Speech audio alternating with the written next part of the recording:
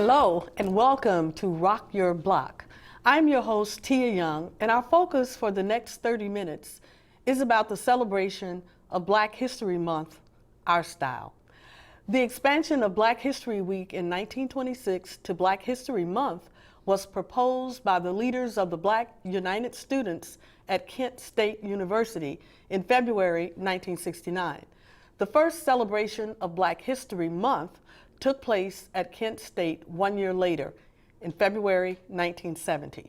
In 1976, as a part of the United States bicentennial, the informal expansion of Negro History Week to Black History Month was officially recognized by the United States government.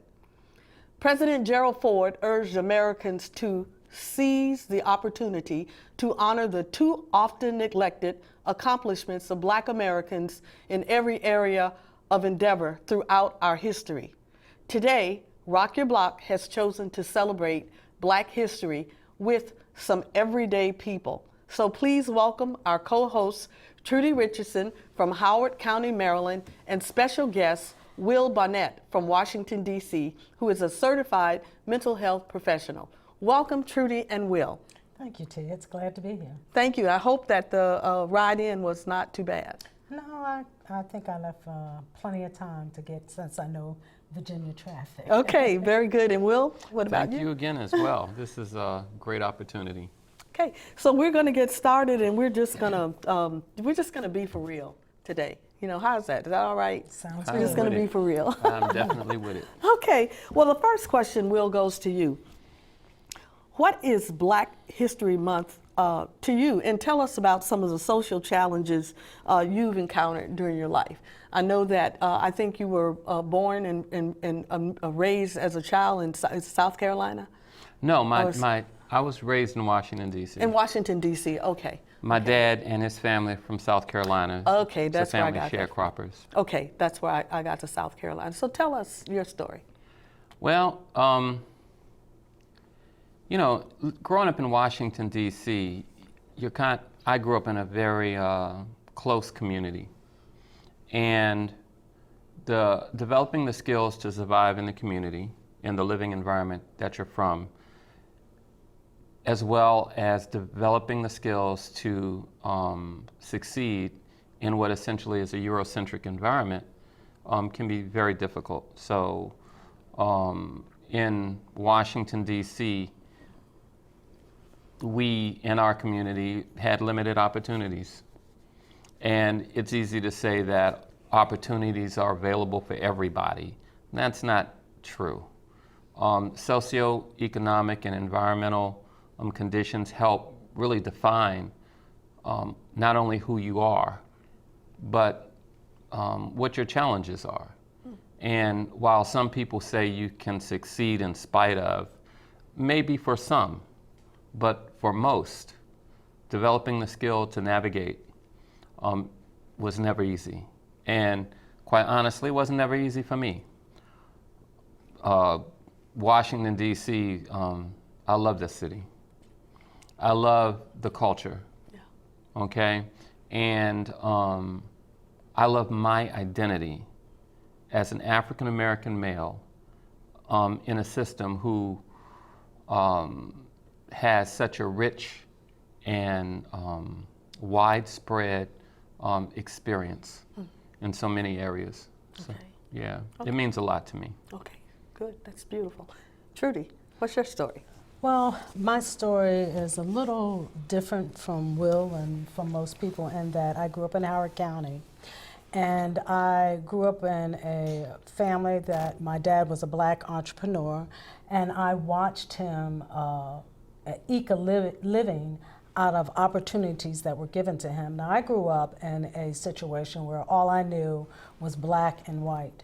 And from my experience from, at least through elementary school, all I knew particularly was black and white, because at the time there was only 4 black children in the entire school. And this is in Maryland? In Maryland. Okay. Now, as far as growing up and with African American history comes a little bit talking, injecting racism. As a small child, I knew that there was some places that we were not accepted, and I watched how my father did business in the community, but my parents never let that be something that was placed before me to stop me from moving forward. So even though I grew up in a time where integration had just started my second year of school, they never really had us focus on black and white. They just had us focus on being successful.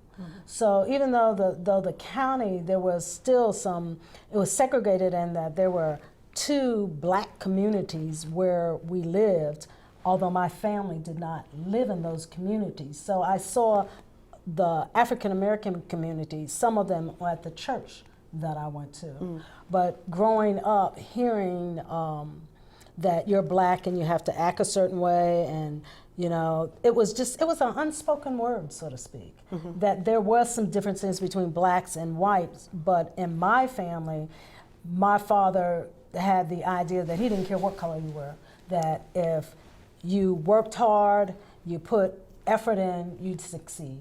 And that's what he did. Right. Well, what about when you went to school? How was that? I didn't really have any problem in elementary school. Were you in a predominantly African American school, or? No, elementary school, like I said, there were 4 black children probably in a school of 100 to 200 kids. There was just 4 of us. So in my class alone, in the classes that I was in, I usually was the only black child. But as a child, I guess I knew there was some difference, but I didn't really feel the difference. I didn't feel that difference until life went on, until I went to junior high school. And when you went to junior high school, there were more communities coming into the middle school environment. So that is when I began, use this word, the N-word, as we say. I was called that one time by just my entire school year by one white child. So as time went on, I had more problems with the black children not accepting me because my experiences were different. And I didn't have a problem befriending white children where they came from black situations, so they were not as comfortable around white children. Okay. If I could interject for a minute, for me, I'm listening to Trudy, and our experiences, in my opinion, are probably vastly different.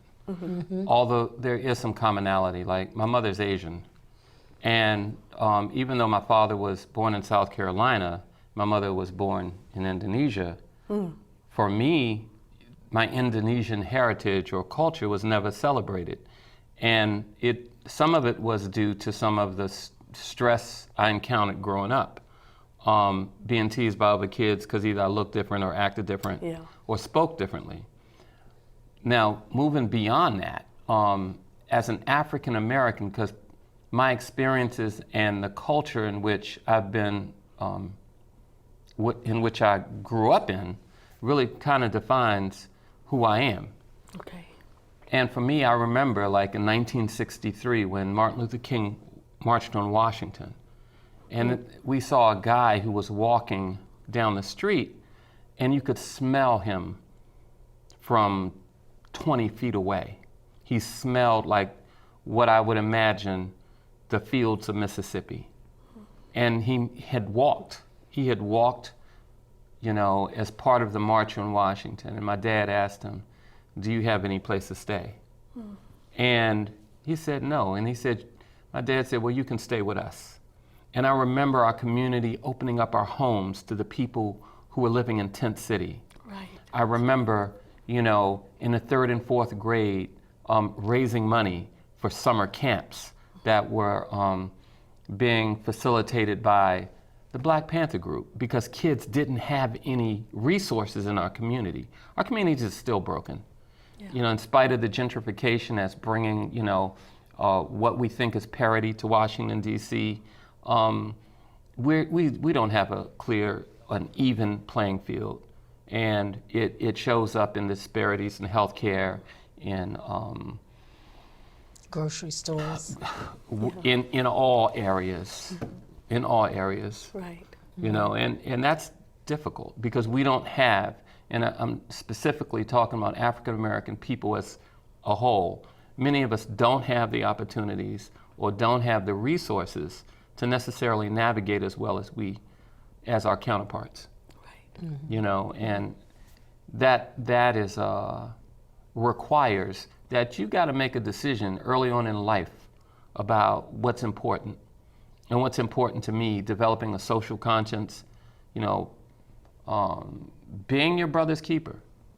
You know, that's instilled in me and probably everybody I know. Should be. It should be in any successful person that you know. Right. And success isn't always determined by how much money you got. Absolutely. Absolutely, I agree with that. Yeah, and so we've had to find different ways of being successful In the community. in spite of. In Spite of. Okay. Yeah. And as to upbringing, I've known you for a long time, and we have a common friend. And I know you're from Memphis, Tennessee, and listening to her story, which is your story because you all were really good friends, and you still are as children, some of the things that she told me, and I'd like you to tell the audience, to me, with my upbringing, it was unheard of. Right. To me, I didn't have that experience, and I was in shock and awe that it was stuff I saw written on pages, but to meet somebody who had lived through that. So why don't you tell us a little bit about growing up in Memphis as a child? You're gonna make me tell my bus story. Well, I was born in Gary, Indiana, but basically, you know, we were primarily raised in Memphis, Tennessee, and of course, in the summers, my parents were from Mississippi, so we got visits to Mississippi in the summers. But I have like three things that happened to me, and if I didn't have the kind of heart that I have, it probably would have affected me for the rest of my life with hate in my heart. And I don't have that. You know, I fought hard against that because I didn't like the way it made me feel, you know, on that end. But when I was about 12 years old, maybe 12 or 13 years old, my grandmother would always send me downtown to pay on the bills. You know, we'd have charge accounts at different stores, or the mortgage and things like that. Well, not mortgage at that time. At that time, it was rent. She paid rent. And the integration on buses had already been passed, and it was legal to sit anywhere you want to sit on the bus. So I'm on my way downtown to pay this bill. I get on the bus. There's nobody on the bus but the driver and myself. So I park myself with my Betty and Veronica comic book on the long, the long seat on the front, the long seat. And about 5 or 10 minutes later, the bus driver stops and a passenger gets on, and it's a white male. And he has his newspaper in his hand, and he gets on the bus. He kind of pauses and looks at me, and then he goes and he sits in the first short seat, which made me sit in front of him. I didn't think anything about it. You know, we just sat there, and then finally the bus just came to a halt. And the bus driver got up and came over to me and looked at me, and he said, "Don't you know better than to sit in front of a white man?" And when he said that, you know, it's like, well, my parents didn't know I knew how to curse, but I did. At 12, I really did, to tell the truth. I really did. I think that's And in my head, I'm thinking, now I need to tell him what I think about him and about this passenger and about this bus, you know, but the teachings of my grandmother came to my head.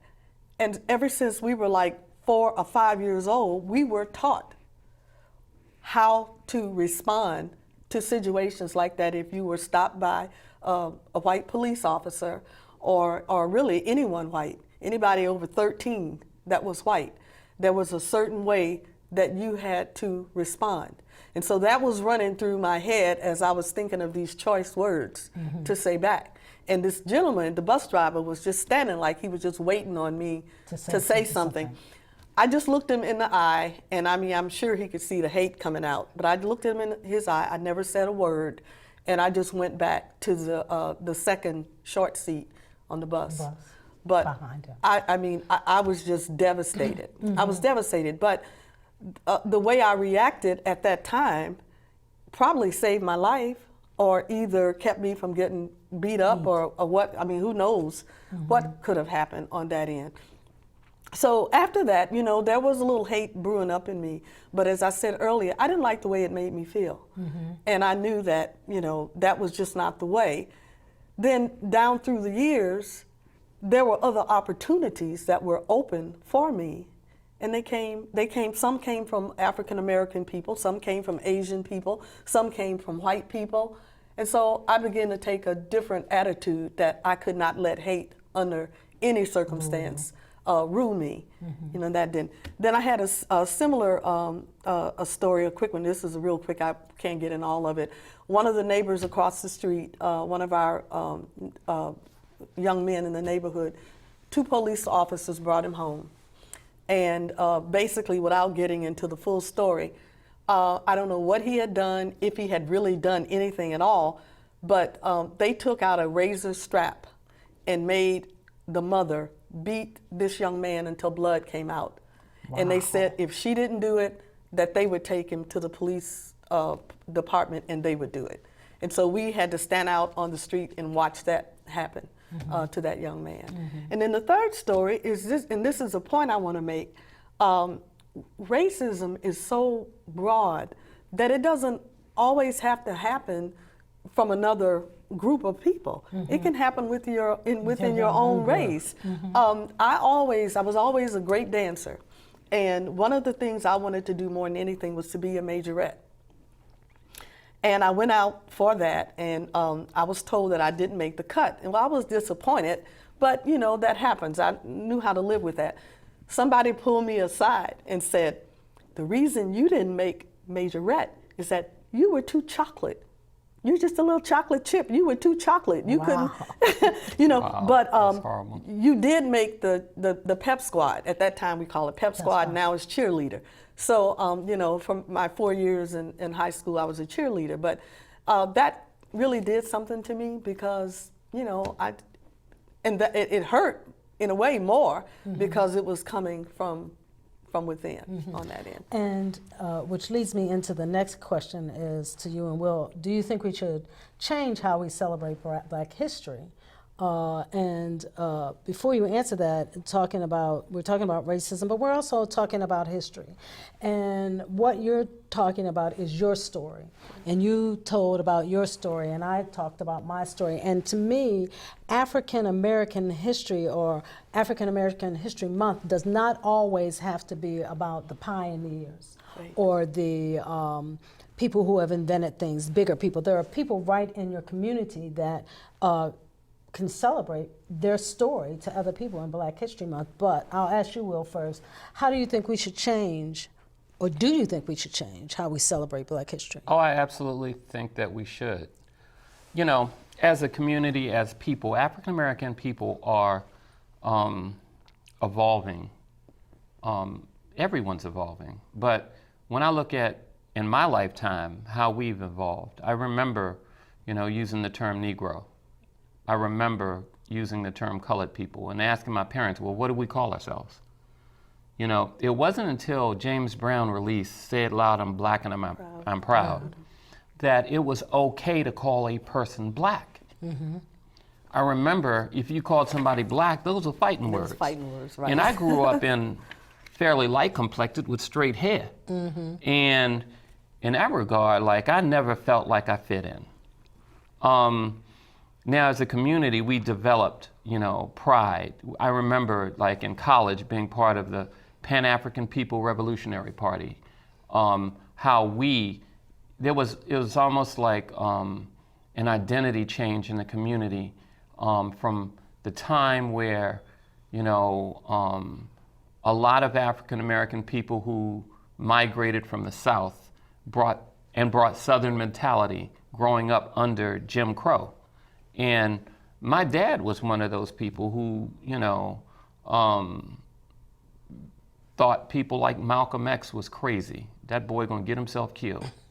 And after the riots, when people's anger and humiliation and indignation rose to the surface, when they killed Martin Luther King, after the riots, it was almost as if Washington, D.C. really did become a chocolate city. And people celebrated culture. It wasn't just about burn, baby, burn. It was about, we are finally making a statement about what we're going to accept and no longer accept. And historically, I feel like at that time, because that's why I came to the Washington, D.C. area. I grew up in I felt that I grew up in white America. And I felt like as a person, I was being cheated because I didn't know anything about my culture. And everybody should know something about their culture. So that's why I came to Washington, D.C. to Howard University, because historically, it's a historical place with so much history that we can be proud of. And in that regard, I think that each individual, each person has the commitment, to tell the truth and to do the best. And the truth that's being told to our children is not real. Right. When we look at American history that ignores the contribution of African American people, of slaves, of the Chinese that worked on the railroads, and we look at how the Chinese exclusionary laws were no different than the Jim Crow laws. America has to be honest about its story and its history. And it's easy for a group of people to say, well, if you don't like it, you don't have to be here. We never asked to be here. And developing the skills to survive in the system, right? Black history should be integrated in everything we do. It absolutely should. And it So really you're saying we should. should bring in other cultures, that they should be celebrated too? Yes. Other cultures Absolutely. and not just, okay. Well, not exactly. You have to support the identity of the people who live in your community. When what we're talking about is not Black history or Chinese history, what we're talking about is American history, because all of these different cultures and communities help bring this country to the point that it is today. It is not exclusive, of white America, Black America, Asian America, Latin American. We've all came to this country and brought in something to make America what it is. And the telling evidence is when someone like a Michelle Obama can talk about the contributions or the blessing of living in a house that slaves built. And it's been documented that slaves, for the most part, slaves built the White House. Yes. They worked. Right. And not having the anger that a lot of mostly conservative people had as a result of her making that statement, is wrong. Right. Morally, it's wrong. Right. Yes. Morally, it's... Well, you brought up, and I know that we're not trying to get on the political end, and we're not here to bash anybody. We're not here to glorify any particular administration, but I want to take where we are right now. And with the current administration, and I could be wrong, this is just my thought, and we only have about 3 minutes, so I know we're not going to be able to get to all the questions. It looks like we're going to have a part 2 of this. Okay. But my question to you would be, right now the current administration appears to have very little connection with the African American community, with really any other community outside of just the white community. And what I've seen so far is just photo ops with, different people that maybe, I think Jim Brown one time and somebody, just photo ops. I mean, do you think that this is done on purpose, or do you think that it's an innocent, where people just don't know you and they don't know how to reach out to you?